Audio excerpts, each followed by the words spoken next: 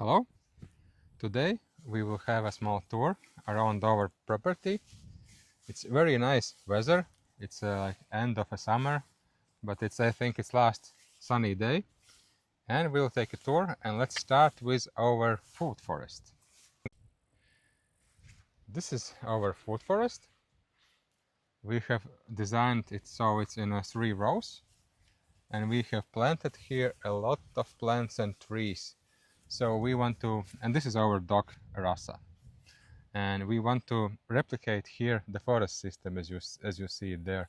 So forest has higher top canopy, middle layer, and also the bottom layer of the trees and plants, and we also want to replicate it here.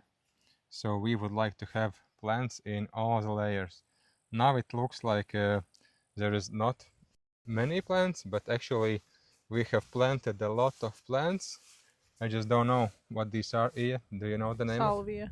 of This is salvia, yeah. There's blueberries and some currants and Gooseberries. black currants, cherry trees, plums, apple trees, pears, and what else?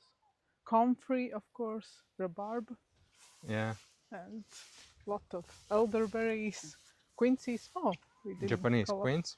Yeah. This we need to collect. They are ready, and this is actually only plants that we are harvesting currently. I think it's Blueberries also. blueberries, but not so much, right? Yeah. And this is 3rd or 4th year for the food forest. We can say it's 3rd year. Yeah, 3rd year. So Full, yeah. and we are also propagating ourselves these gooseberries here and black currants and also apple trees, and we are doing a lot of propagation work ourselves. These are honeyberries that I think we will propagate in the spring. Yeah, I think we can do.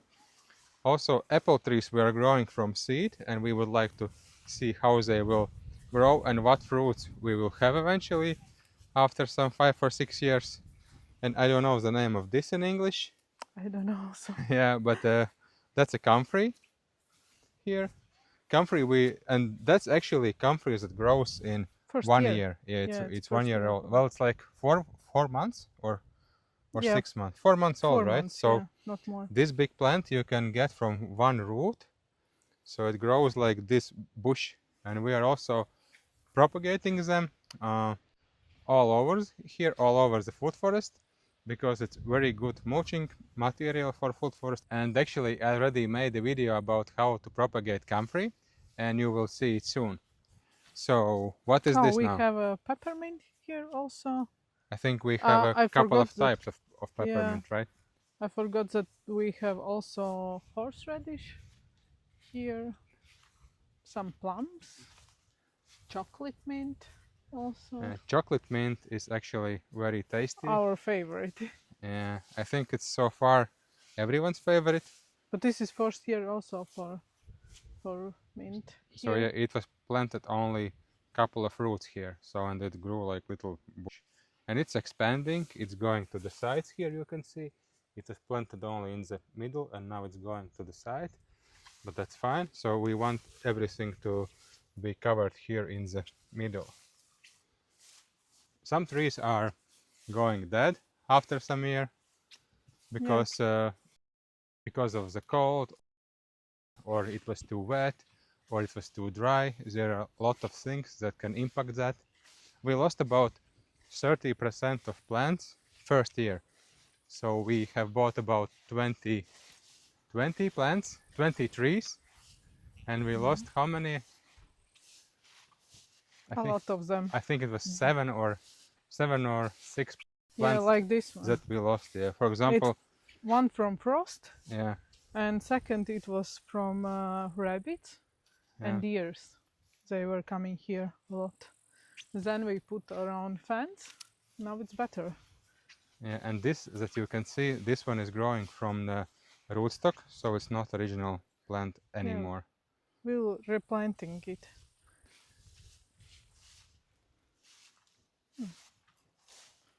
We're also mulching this garden a lot, at least we try to. We are cutting grass here between the rows and we are putting into the rows, but it's not enough, of course. Oh, What's up? some interesting. These are worms. First time see this. You Yeah, see something this strange. and here also. Yeah, It doesn't look like worm, but you can see it's some it's kind moving. of a worm. Yeah, we are actually planting the trees in the systems that they don't touch each other with leaves. For example, apple tree is not next to the apple tree. We have a system that, for example, it goes like apple, cherry, pear, plum, and apple. So, for example, if one apple tree has a disease, then other apple tree is far away, and disease or pests or insects have a harder time to go there and make a damage to other apple tree. So we are doing this to minimize the damage for the trees. And Rasa is always trying to help Helping us. us. Yeah. So yeah, that's pretty much about the food forest. You will see updates time after time how it's developing here. But now we'll go and check our other permaculture project, and it's windbreak. So it's over there. Let's go there. This is our windbreak. At first year, when we got here, we start to plant here trees. So in first year, we planted about 400 trees, and these were only spruces and birch trees. And they were all tiny, like this. And now they are getting bigger and bigger. And we made one crucial mistake the first year. Now you can see that there are sticks everywhere near every small plant. But first year we forgot to put them. And when we went away for a month or 2 months and came back, grass was like this, and trees were like this underneath. So it took us 300 hours for mowing with lawn mower to find all the plants and not damaging them. So this was a time costly mistake for us. So now we know that every time you plant a plant, you need to have a stick no matter what, because at one point grass seems to be very small, but after a week it's already like this. So always place the sticks near the plant. And then we started to plant different plants like these mountain pines, and we have cedars, and we have hazelnuts, like also the maples and a lot of other trees, oaks as well. And a lot of trees have died, like I would say 10%, and we are continuously replanting these trees with other ones. For example, here you can see the difference between the mountain pine here and mountain pine there. So This is some 6-7 years old already. yeah, This these one. are 7 years old. Yeah, and these are smaller. These are like 1 year, 2 years old. And this is Jerusalem artichoke. And yeah, here you can see what is, if you are putting mulch here, you can see, just come here. And here we put mulch like 1 month ago. And we put like this layer to get more nutrition to them and fertilizing. And I think we can see like here we were mulching 2 months ago, or And mulch even is gone basically. yeah. And some mushrooms are here. Yeah, but mulch we don't see anymore also here. So, and here's 1 month later mulching layer. And this windbreak is having a lot more than one function. Its primary function is to protect against the wind, but it has at least two more functions. It's protecting us from the dust. Here is Yeah, the I will gravel show road. you. Yeah, so it protects us from all the dust, especially in the summer when people are selling out their forests and big trucks are driving with tree Like there. logs. so there is a lot of dust then. And another function is it's acting like a privacy fence. So you see that from, if you look from the road to our property, we are like basically on the stage. We are looking like on the stage. So we would like to have at least some privacy. So food forest will help us with that. And especially these Jerusalem artichokes, they are growing really fast, and you can see over there, they're already forming like pretty thick fence. So they are already functioning very good. And we will now go to our other project. It's hugelkultur bed, or we can call it also a layered bed, but the known name is hugelkultur bed. So this bed actually goes like 1 meter into the soil. I dug it with excavator, 1 meter deep and 20 meters long, and 1.5 meter wide approximately. Then I put there fallen trees from the forest, so they're acting like a sponge for water, containing water and keeping it while it's dry outside, and releasing it back when soil needs some moisture. Then I put inside about 17 rolls, like these hay rolls, you see them over there. So there are actually 17 of them under the soil.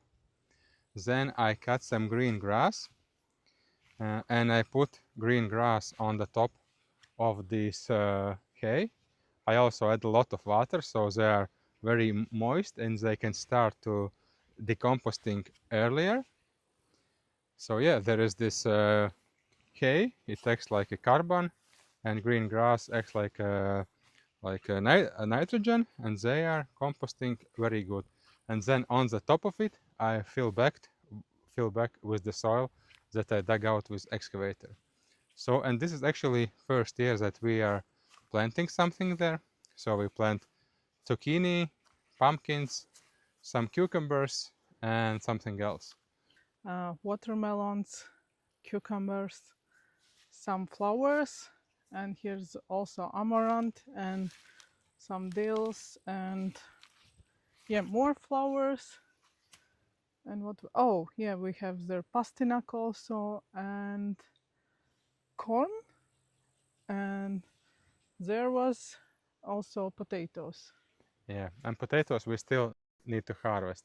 But this hugelkultur bed, as you see, is like rising above the surface, and it also functions as a sun pocket. So it's catching the sun from the south side, and it protects it from the wind. So actually in the south side we can plant plants that need more sun, and it's forming like a microclimate there.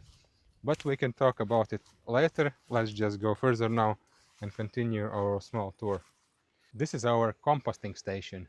So we are making compost here, and we particularly are making hot compost.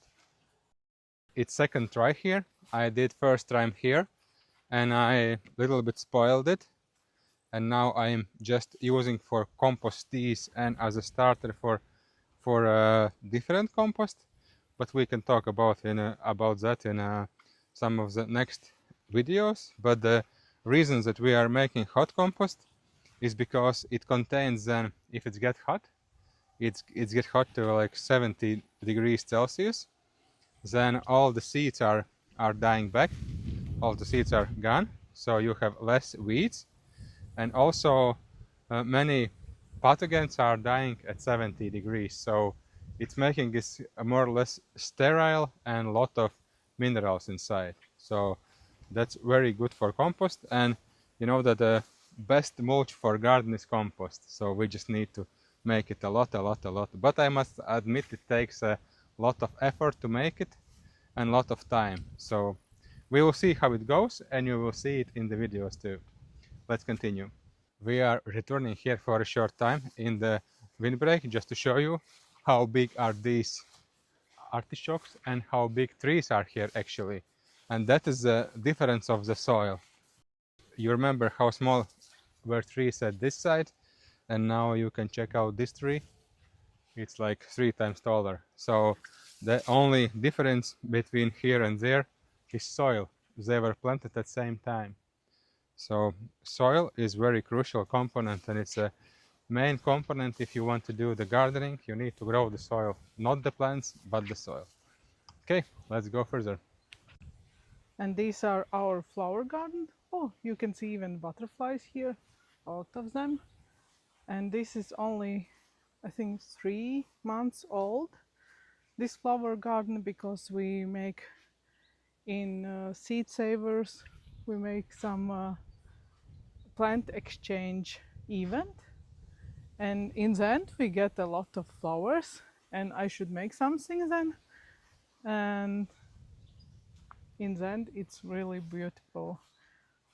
I didn't expect it, but we will see in other videos maybe something more. Yeah, it looks really beautiful now, and now it's end of the summer and still It's autumn already. Yeah, and still there is a lot of flowers there.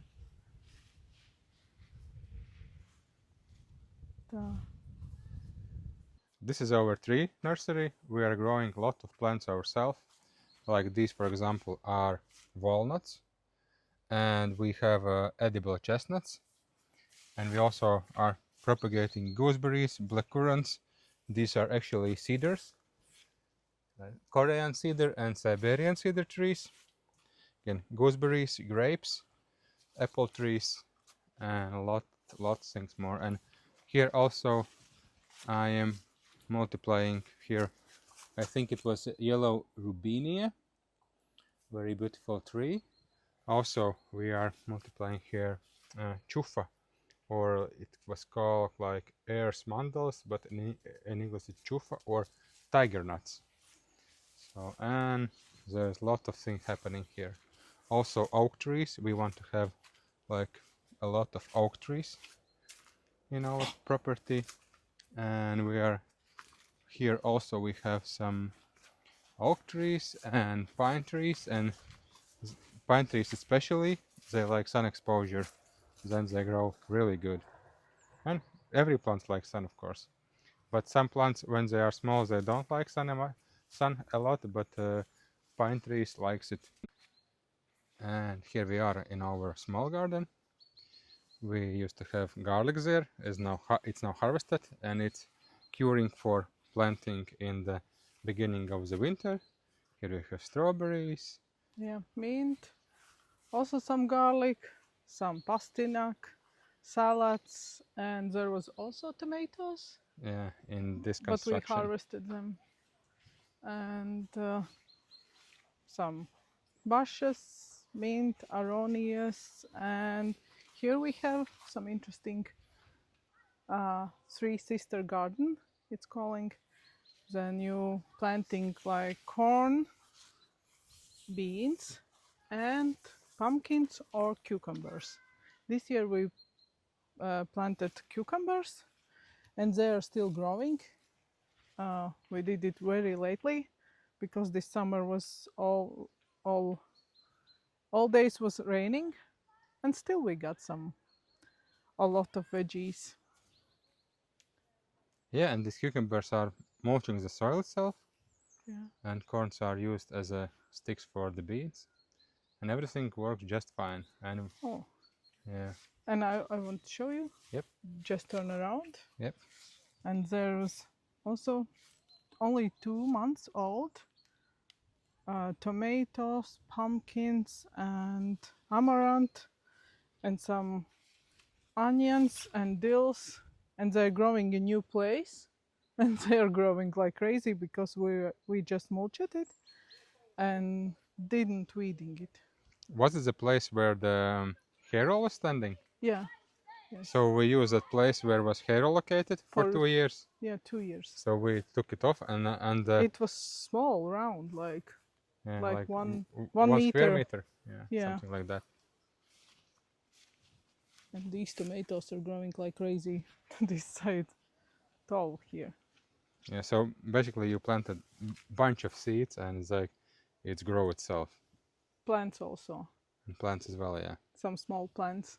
What we have from other gardens, we plant just here because I didn't know they will grow or not. And in the end, it's really good experiment. Yep. And this also, these beans. These beans are specific varieties that does not have this fiber string at the back, so they can be eaten like raw or cooked or marinated, conservated.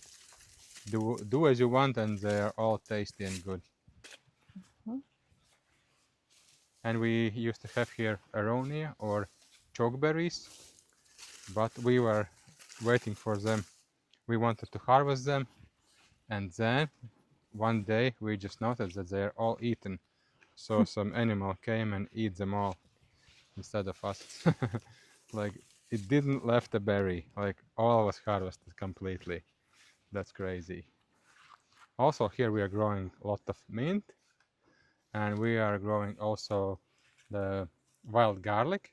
Yeah. I think we had two varieties. Two varieties here and one in other place. How it looks like now. Can we see it now? Yeah, just like this. Yeah. Yeah, so here we have two varieties, and one is growing under the apple tree. They like shade, they like forest and shade, but here they are growing in basically in full sun, these two varieties, and the one is growing in the shadow of apple tree. All right, so let's go. Here we have some experiments with figs, how they are growing outside, and I was trying to do a different type of mulching this year and trying to clean everything around, but every year they die back, and now I didn't do nothing and they are now growing. You can see one there too, these leaves, like this one and this one, and I think we have another one over there. But figs we basically cannot grow here in the wild, in the outside. We need to grow them in the greenhouse, but we'll go there soon. Now our next project here is chicken tractors, and particularly this chicken tractor. And you can already see the chickens are not like regular chickens, they look a little bit different, and these are called Americana or Araucana or some kind of mix between them, but the main point is that they are very cold hardy. They can withstand minus 36 degrees Celsius when they are inside something and when they don't have a lot of moisture. So very cold hardy animals. And we also have a camera inside and some closed water system and whatnot, an automatic door opener.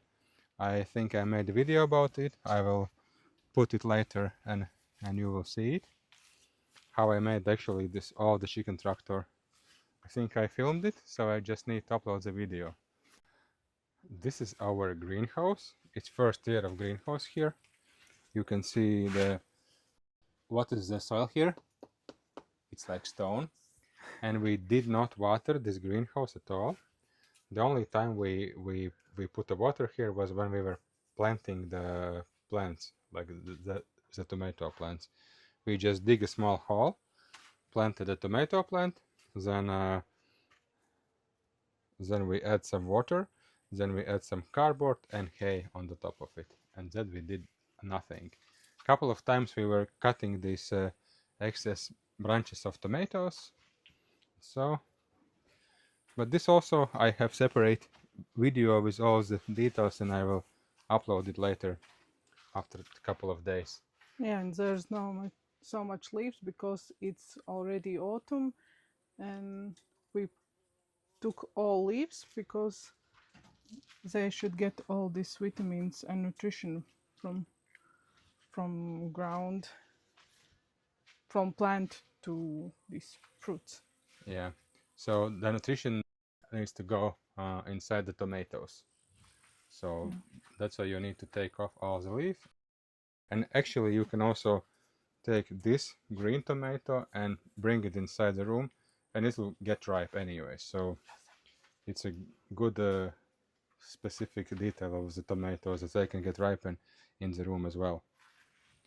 And we have now here a lot of bees and pollinators because we have this fizzle in the corners there, and this is attracting a lot of the pollinator And because now outside very rare things are blooming. Like you can see in nature there is not much things blooming, but here it's all in blooms, and bees like it.